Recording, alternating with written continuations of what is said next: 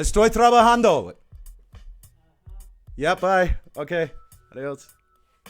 Hey guys. So I've been having a week, a couple weeks actually. I'm going through some personal issues that I'm not going to get onto here. But let's just say that I'm going to try not to be so late with my next video. And yeah, so I'm getting interrupted by Nepali sellers right now. I'm trying to pull off some kind of family picnic. Basically, I'm going crazy. But I decided that now apparently was the best time for me to record this. So in any case, what I wanted to talk about this week were bands that got me through the pandemic. There's obviously all the gold standards, all the old school hip hop, all the old school rock, classic rock, electronic, all the things that are all of our old standbys, whenever we go back to the back catalog of things that we listened to when we were younger. But I'd like to talk about the new bands and new albums that I ran into during this pandemic. So you've probably already seen the video on Greta Van Fleet and the Battle at Garden's Gate, which I highly recommend, and go check out that video. But that's obviously the first on the list. And also, I just did a video a couple weeks ago about Red Fang from Portland, Oregon, hipster stoner rock guys, and how great those guys are, and all those albums you should check out, starting with Red Fang, which is great and has Prehistoric Dog on it. The first album I'd like to bring up is Fear Inoculum by Tool. Maynard James Keenan is one of my favorite frontman / progressive rock, undefinable musician guys of the last 30 years for me. And Fear Inoculum is no exception. When it came out and dethroned Taylor Swift for the top-selling album, and there were 1 million Swift fans freaking out, being like, who the hell is Tool? Like, I took a lot of personal satisfaction in that. It's ironic.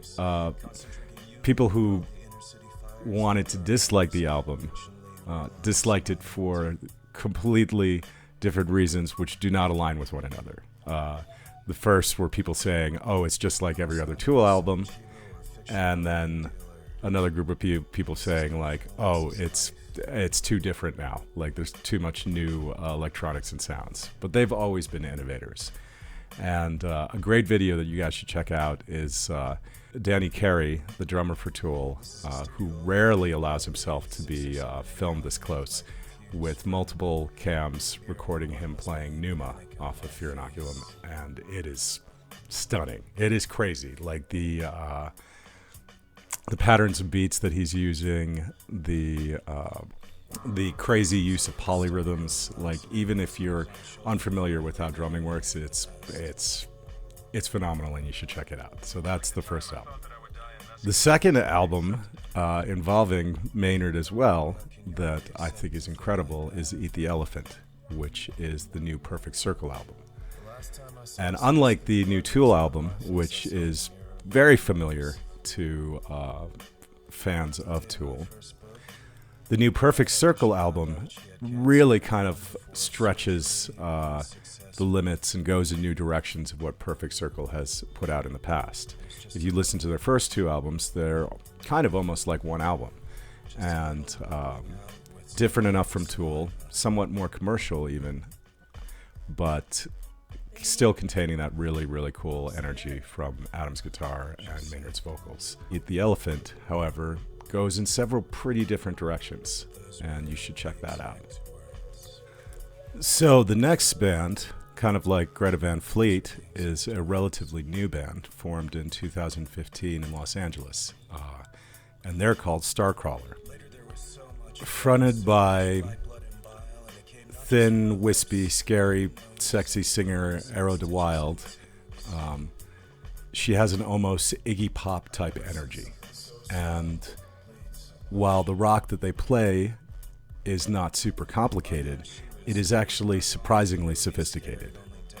One of the first thing I noticed was, I don't know if it's Henri or Henry Cash, who's the guitarist, like his licks and his riffs are extremely tasteful, but deceptively simple. Like there's a lot more going on underneath the surface if you actually check it out musically.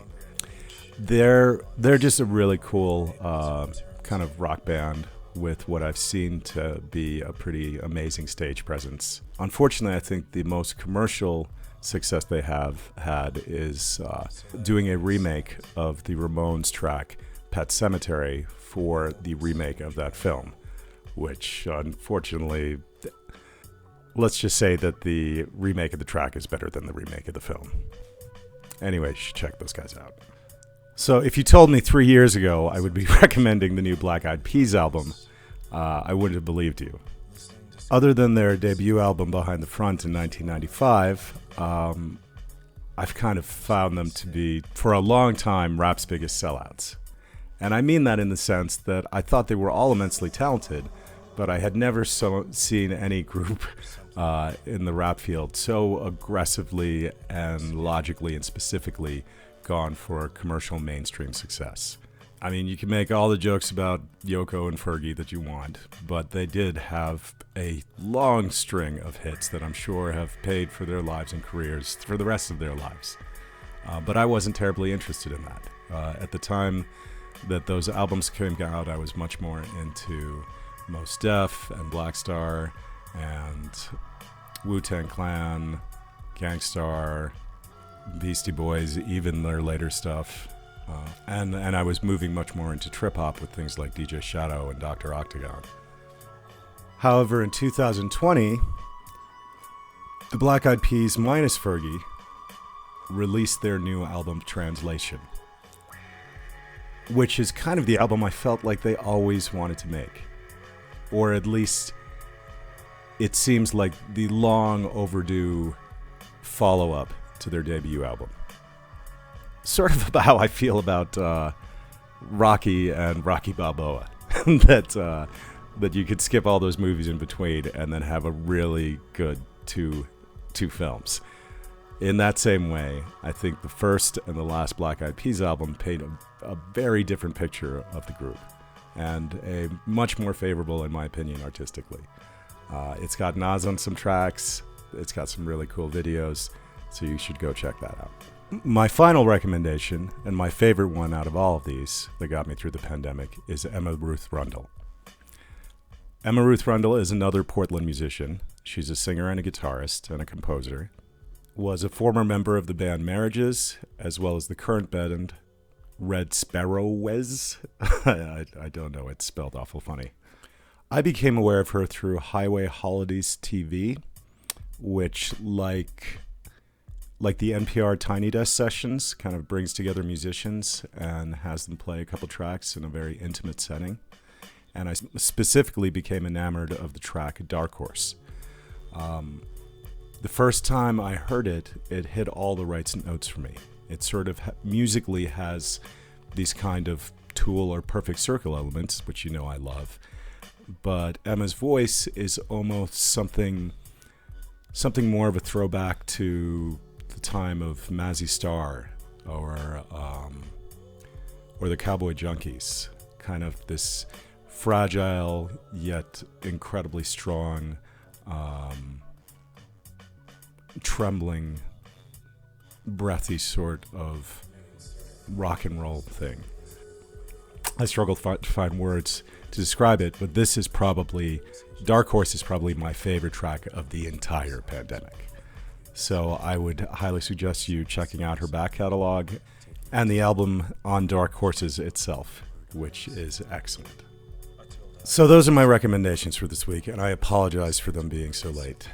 Like I said, I've kind of been going through a personal family crisis and trying to deal with that, and it's taken a lot of my energy, but at the same time, I'm hopeful, and I'm also hopeful that I'm going to get my next video out a lot faster. I'd like to thank my brother Robert Evans, who is my latest Patreon subscriber. Thanks, Bob. And as you may have all noticed, last week I started putting up merch. So the way that the merch works is this is all complimentary depending on the tier level that you're subscribed, you'll receive merch every once in a while. This first wave is stickers, mugs, and posters, depending on what your subscription level is. I have had a request for t-shirts, and at higher tier levels, I'll probably eventually offer hoodies. At this point, I'm just still struggling with the idea of my own face on a piece of clothing. But anyhow, the first wave of merchandise, all of the images that are on the various mugs, stickers, and posters were shot by the Guanajuato filmmaker Ashley Fell, who will be joining me on my trip to Berlin in July, where I am shooting several new music videos, as well as mixing and mastering and editing with Volker Meitz for our upcoming EPs. So in any case, I hope you guys are all doing great. Peace, love, and all of that.